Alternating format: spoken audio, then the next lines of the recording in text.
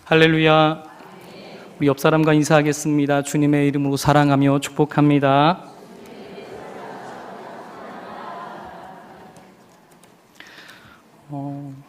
오늘 본문을 보면 예수님과 그의 제자들이 밀밭 사이를 지나가고 계십니다. 그런데 오늘 문제는 여기에 있습니다. 밀밭 사이를 예수님과 그의 제자들이 지나갈 때에 제자들이 하는 행동이 문제가 됐어요. 그들의 했던 행동이 무엇입니까? 이삭을 잘랐던 것입니다. 오늘 본문에는 기록되어 있지 않지만 누가복음 병행 구절에는 자르고 손으로 비비어 먹었다라는 표현이 누가복음에 등장합니다. 아마 제자들이 배가 얼마나 고팠는지 의도적으로 그 이삭을 자르고 손으로 비비어 그 이삭을 먹었던 것이죠.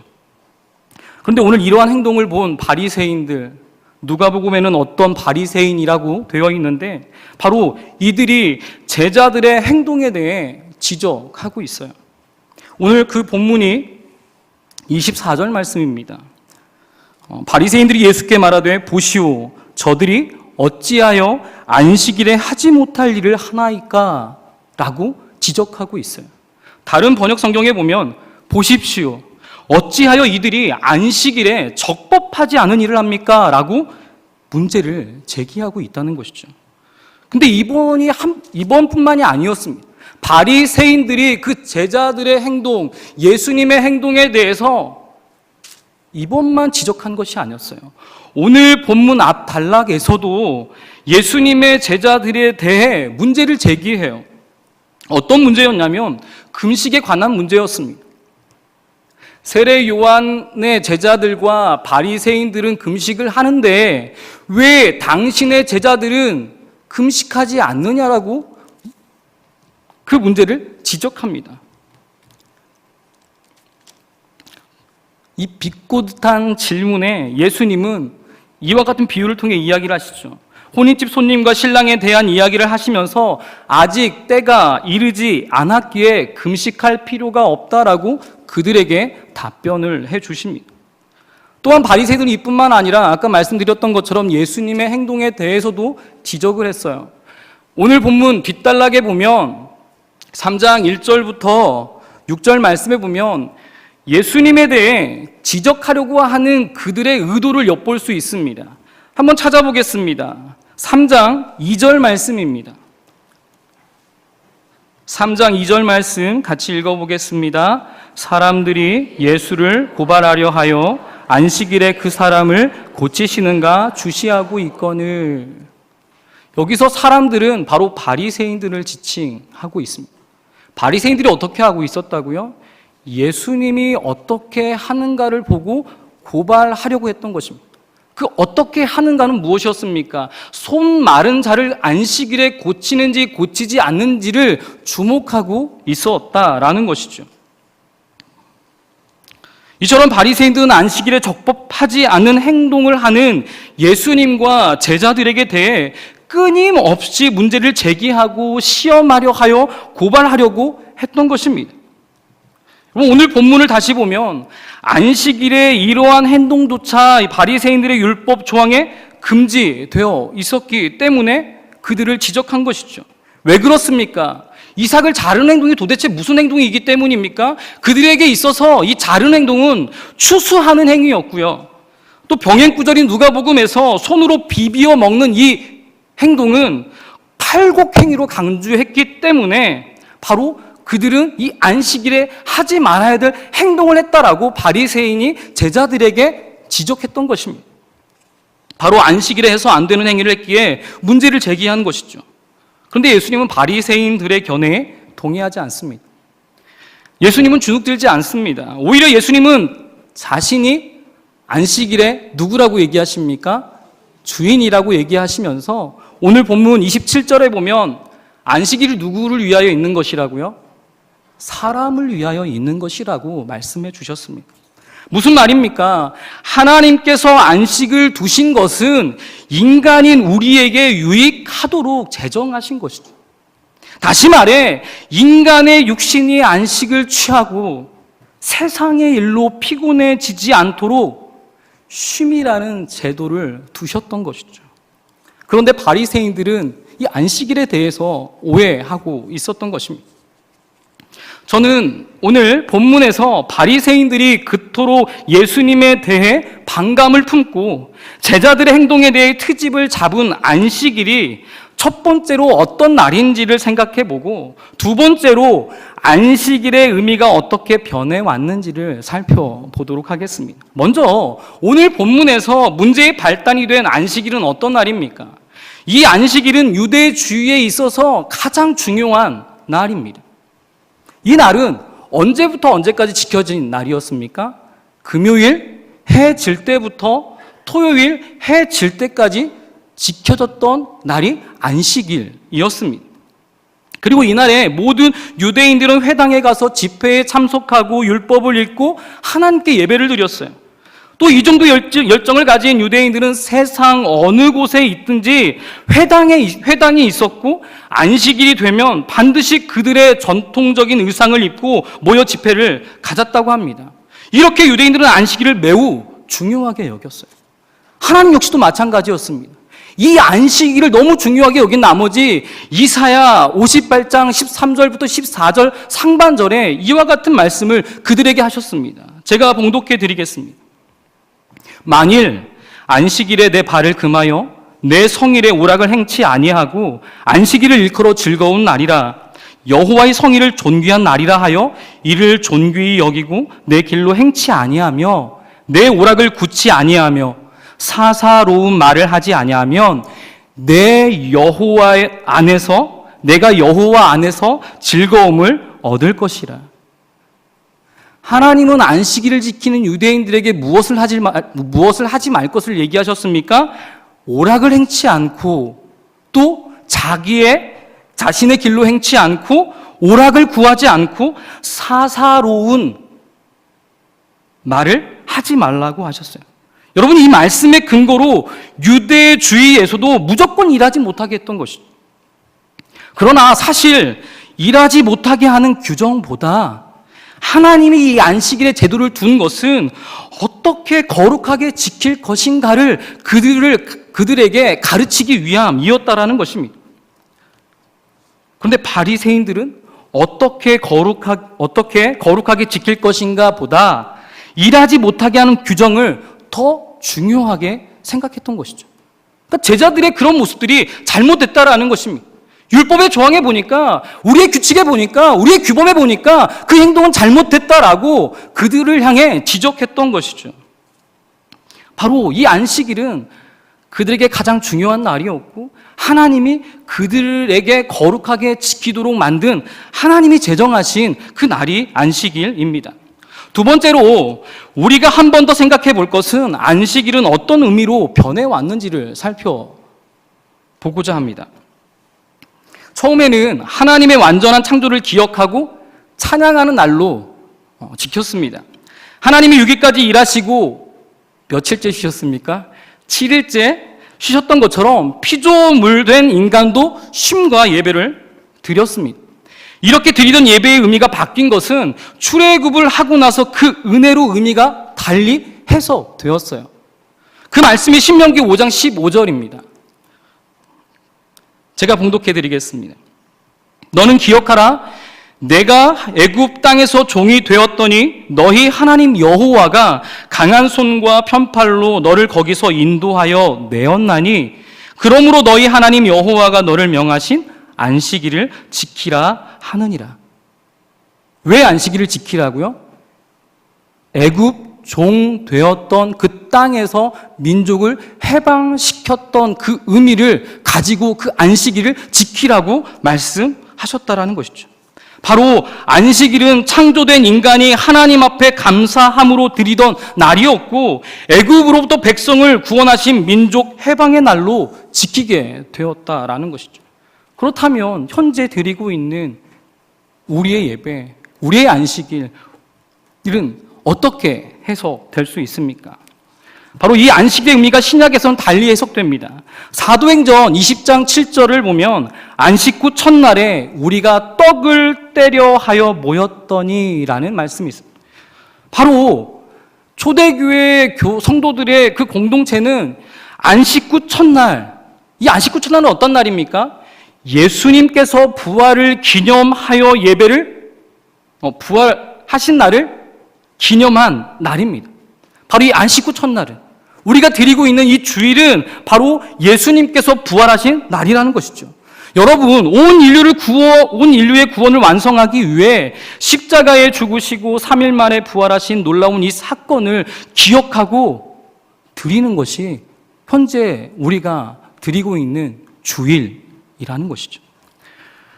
그런데 십자가에서 죽으시고 3일 만에 부활하신 예수 그리스도를 기념하여 드리는 주일이 히브리서 4장 9절부터 10절에 보면 이런 말씀이 있습니다. 그런즉 안식할 때가 하나님의 백성에게 남아있도다.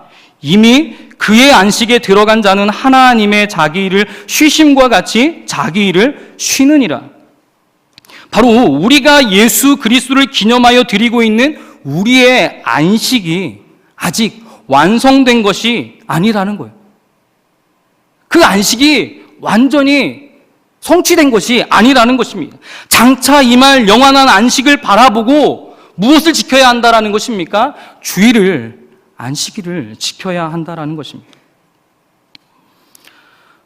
우리는 지금까지 안식일이 어떤 날이었고 안식일의 의미가 어떻게 변해왔는지를 우리가 함께 살펴보았습니다. 이제 우리는 오늘 본문 가운데서 바리새인들이 문제 제기한 제자들의 행동에 대해 예수님의 답변을 한번 생각해 보겠습니다. 먼저 바리새인들의 문제 제기에 대한 예수님의 첫 번째 답변은 무엇입니까? 다윗이 율법을 어긴 한 사건에 기초하고 있어요. 이 사건은 다윗이 대제사장 아비아달 때에 하나님의 집에 들어가서 제사장 외에는 먹어서는 안 되는 진설병들을 그 일행과 먹은 사건으로 답변하고 있습니다. 바로 여기서 이 사건을 말씀하신 예수님의 논점은 단순히 과거의 율법을 어긴 한 선례가 있었기 때문에 다시 어길 수 있다는 것이 아닙니다. 예수님의 말씀은 과거의 선례 그 자체보다 오히려 그 선례의 주역이 누구인가에 있는 것이죠. 다시 말해 다윗이 율법을 어겼음에도 무죄한 것은 그가 하나님의 기름 부음 받은 구별된 인물이었기 때문이에요. 여러분, 그렇다면 만일 다윗 그리고 그와 함께한 자들이 율법의 요구를 뛰어넘어 행동할 수 있는 권위가 있다면 다윗의 주로서 다윗보다 더 크신 그리스도 자신인 예수님과 그의 제자들이 그보다 더 큰 권위를 갖는 것이 당연하지 않겠습니까? 바로 이 근거로 예수님은 마태복음 12장 5절부터 6절에 말씀하고 계십니다. 네, 한번 찾아보겠습니다. 마태복음 12장 5절부터 6절입니다.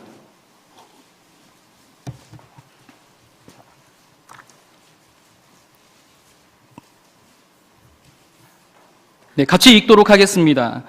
또 안식일에 제사장들이 성전 안에서 안식을 범하여도 죄가 없음을 너희가 율법에서 읽지 못하였느냐? 내가 너희에게 이르노니 성전보다 더 큰 여기가 여기 있노라. 아멘. 예수님은 분명 성전 안에서 제사장들이 안식을 범하여도 죄가 없는 것처럼 예수님 자신이 무엇보다 크신 분이라고요? 성전보다 크신 분으로서 훨씬 더 큰 권위가 바로 자신에게 있다고 말씀하셨습니다. 바로 이것이 예수님의 생각이셨어요. 그러니까 바리새인들이 생각하는 것과는 달랐다라는 것이죠. 그리고 예수님의 두 번째 답변입니다. 이 두 번째 답변은 마가만이 기록하고 있는 선언이고요. 이 선언은 안식일 제도의 의미와 목적을 명확히 해줘요. 마가복음 2장 27절, 우리 다시 본문으로 돌아가서요. 마가복음 2장 27절 같이 읽어보겠습니다. 같이 읽겠습니다. 또 이르시되 안식일이 사람을 위하여 있는 것이요 사람이 안식일을 위하여 있는 것이 아니니. 아멘. 바로 구약은 최초 안식일 제도가 일하는 자들의 유익을 위해 제정됐다라고 아까 제가 서론에서 말씀드렸습니다. 근데 이러한 안식일 제도에 대해 칼빈은 두 가지로 접근해서 이야기합니다. 첫 번째는 바로 이 안식일에 하나님을 경배하고 예배하기 위해 시간을 따로 떼어 놓아야 한다고 얘기했고요. 두 번째는 노동의 의미로부터 해방되어야 한다라고 했어요. 바로 하나님께서 이 땅 위의 창조를 6일 동안 다 마치시고 7일째 쉬셨다는 것은 바로 우리에게 즐거움을 제공하기 위해 있다라는 것이죠. 다시 말해 안식일 제정은 짐으로서가 아니라, 그 날이 짐으로서가 아니라 즐거움을 제공하기 위해 제정되었다라는 것이죠.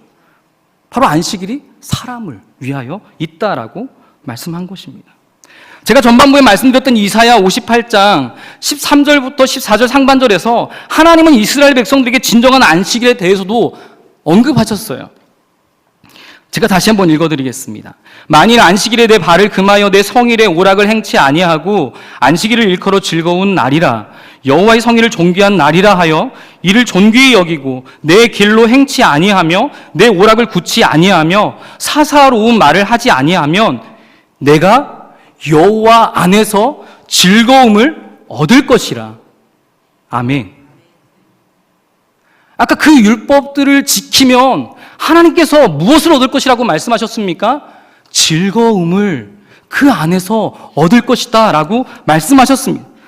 바로 진정한 안식일은 하나님 안에서 즐거워하는 것이라고 말씀하셨어요. 하지만 바리새인들은 이 의도와 목적을 이해하지 못했기 때문에 기계적이고 짐스러운 규례들에 근거하여 제자들을 정죄했던 것입니다. 따라서 예수님도 누가복음 13장 15절부터 16절에 바리새인들의 잘못된 형식적인 생각에 대해 지적하셨습니다. 제가 읽어드리겠습니다. 주께서 대답하여 이르시되 외식하는 자들아, 너희가 각각 안식일에 자기의 소나 나귀나 외양간에서 풀어내어 이끌고 가서 무를 먹이지 아니하느냐? 그러면 18해 동안 사탄에게 매인바 된 이 아브라함의 딸을 안식일에 이 맴에서 푸는 것이 합당하지 아니하냐? 무슨 말씀입니까? 너희들은 그 안식일에 소와 나귀와 소와 나귀를 외양간에서 풀어내어서 그들에게 물을 먹이는데, 이렇게 아픈 18년이나 병들었던 이 딸을 치료하는 것이 옳지 않느냐라고 바리새인들을 향해 반문하고 있는 것이죠.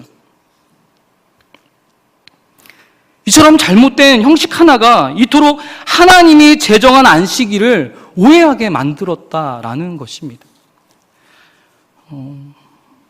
예전에 김남준 목사님이 주일 성수에 대해 강의하면서 몇 가지 일화를 소개했었습니다. 저는 그것 가운데 두 가지만 소개를 할 건데요. 김남준 목사님이 1920년에 쓴 새문안 교회의 당회록을 보았다고 해요. 이것을 보면서 흥미로운 점을 발견했다고 하는데, 그것은 주일 성수를 안 하는 교인들을 많이 치리했다고 합니다. 어느 정도였냐면 매주 주일 성수하지 않은 성도들을 치리했다고 해요. 이것을 보면서 김남준 목사님은 이런 생각을 했다고 합니다. 교회가 기강을 세우려고 노력했구나 하는 면에서 긍정적으로 생각했지만 한편으로는 치리만을 가지고 안 된다라는 것을 느꼈다고 해요. 왜냐하면 세문안 교회도 너무 많은 사람들을 치리해야 하니 어느 시점에 와서 치리를 포기할 수밖에 없었다는 것입니다. 바로 이처럼 너무 극단적인 치리를 통해 교회를 세우고자 하는 마음에서 시작됐던 것이 오히려 율법 정신이 너무 강하기에 은혜의 정신이 전혀 없었고 결국에는 치리를 해서도 크게 효과를 보지 못하게 되었다라는 것이죠. 그리고 하나의 더 일화는 김남준 목사님 자신이 전도사로 섬기던 교회에 있었던 이야기를 소개하셨는데요. 자신이 섬기던 교회의 목사님이 주일에 무엇이 필요하게 되어 당장 뭘 사오라고 하셨다고 해요. 그때 김남준 목사님은 이렇게 그 담임 목사님에게 말씀했다고 합니다. 주일에 교회에서 돈을 안 쓰는데 어떻게 합니까? 라고 말했다고 합니다. 그래서 담임 목사님이 김남준 목사님에게 이렇게 말씀하셨다고 해요. 너는 왜 이렇게 머리가 안 돌아가니? 물건을 사오고 돈을 내일 주면 되지 않냐? 네, 라고 말했다고 합니다. 여러분, 이 말이 되는 것 같기도 하고 안 되는 것 같기도 해서 고개를 갸우뚱하면서 그렇게 했던 적이 있었다고 합니다. 여기서 김남준 목사님은 사람들을 치리하는 것도 튼튼하게 유지되어야 할 훈육의 전통이지만 실제로 사람들이 다른 일을 할 필요를 느끼지 않는 영혼의 변화가 일어날 때 주일이 주일되어지는 것이라고 했습니다. 따라서 그런 변화 없이 치리받을까 무서워서 사 먹을 것을 못 사 먹고 무엇을 할 것을 못하는 것으로 교회가 거룩해지지 않는다라는 것이죠. 그렇습니다. 우리가 분명히 느끼는 것은 형식적이고 기계적인 주일 성수는 의미가 없음을 느끼게 돼요. 너무 과도하게 그 주일에 대해 엄격하게 처리하는 결과 오는 그런 어려움, 또한 주일에 하지 말아야 할 것에 대한 억압으로 인해 다른 편법으로 하는 억지스러움이 온전한 주일 성수가 되지 않는다라는 것이죠. 저는 여러분께 질문하고 싶습니다. 여러분은 요즘 주일 성수를 어떻게 보내고 계십니까? 자기 만족으로 보내고 계시진 않습니까? 일에 쫓기고 계시진 않습니까? 아니면 와 있지만 형식적이거나 기계적으로 주일을 출석하고 계시진 않습니까? 저는 이런 모습이라면 신앙적 위기가 우리 가운데 있다라고 말씀드리고 싶습니다. 그렇다면 안식일이 어떤 날이고 안식일의 의미를 살펴본, 그리고 예수님의 답변을 통해 진정한 주일의 의미를 깨달은 우리는 어떤 삶을 살아야 하겠습니까? 그리고 이러한 신앙적 위기로부터 벗어나기 위해, 또한 신앙적 위기가 우리에게 다가오지 못하도록 어떻게 극복하고 예방해야 하겠습니까? 먼저 주일을 지키기 위한 사전적 준비가 있어야 합니다. 여러분, 우리는 토요일 저녁을 주일을 준비하는 시간으로 따로 구별해 놓아야 합니다. 제가 이런 표현을 썼는데요. 마치 군대를 간 남자가 휴가를 나와 애인을 만나기 전 군복을 다리고 군화에도 물광을 내는 것처럼 우리는 그렇게 나의 진정한 신랑 되시는 예수님을 만나기 위한 설렘으로 준비하셔야 합니다.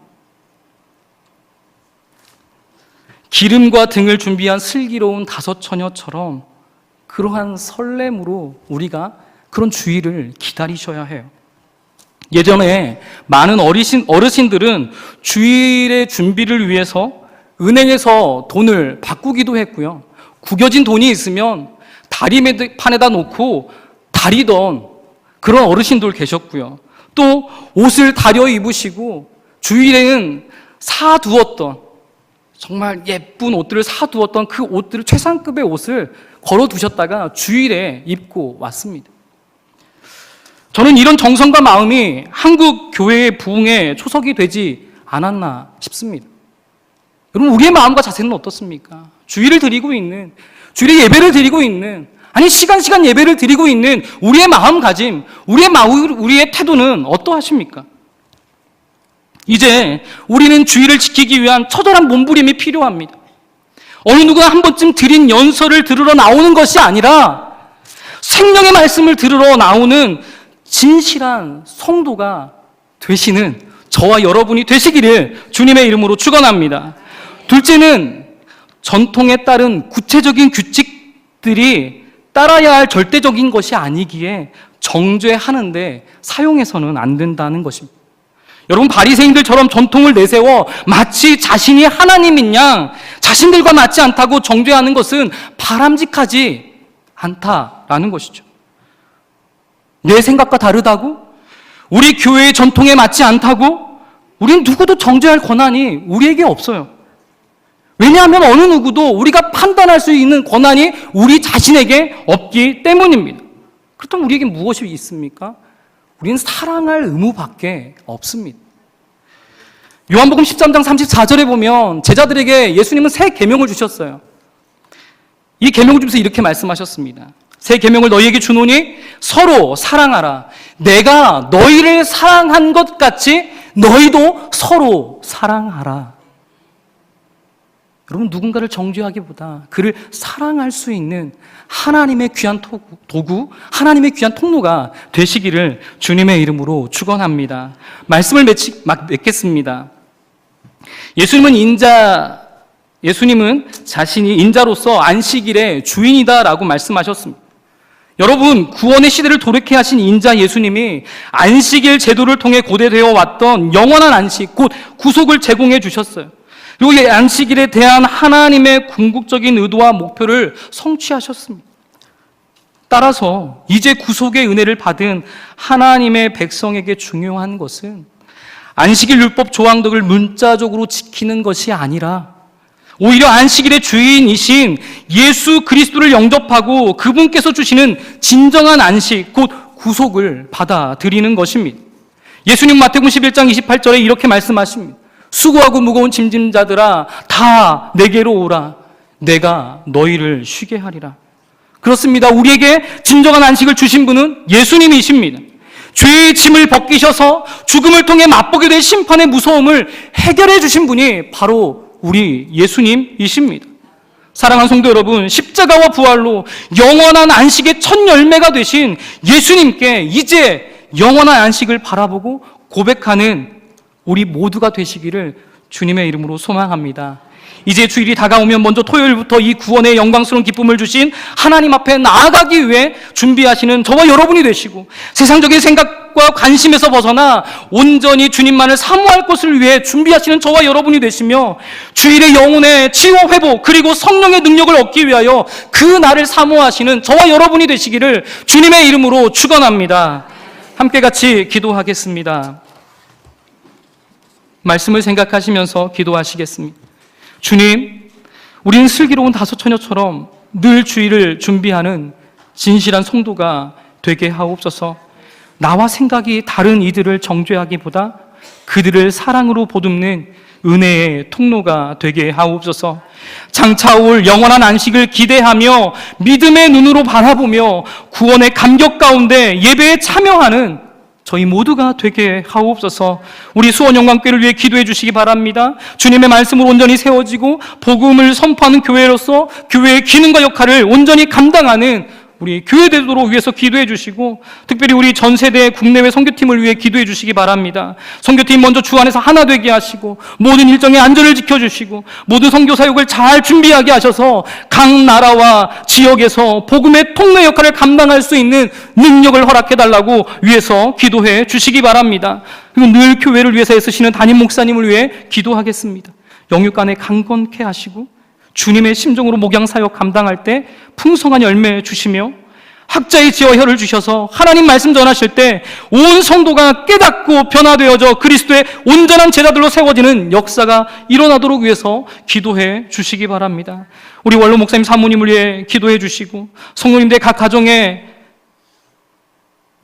모든 범사에 감사의 고백들이 되게 하시는 은혜들이 날마다 경험될 수 있도록 위해서 기도해 주시고, 선교사님들의 사역과 가정 위에 하나님의 함께하심과 성령의 기름 부어주시는 역사들이 나타날 수 있도록 위해서 기도해 주시고, 특별히 우리 자녀들이 다른 세대가 아닌 다음 세대, 믿음의 세대, 기도의 세대가 되어 이 땅 위에 예수 그리스도 한 분만을 위해 살아갈 수 있는, 또한 하나님의 비전을 향해 나아가는 귀한 자녀들이 될 수 있도록 위해서 기도해 주시기 바랍니다. 우리 교회에서 행하고 있는 글로리 키즈 클럽을 위해서 기도해 주시고, 준비하는 가운데 있는데 우리 어와나를 위해서 기도해 주시기 바랍니다. 그리고 우리 사랑하는 많은 환우들을 위해 기도하시겠습니다. 우리 함께 말씀에 비춰진 나 자신을 위해서 또한 여러 가지 기도 제목으로 주여 한번 부르짖고 우리 5분 동안 통성으로 기도하도록 하겠습니다. 주여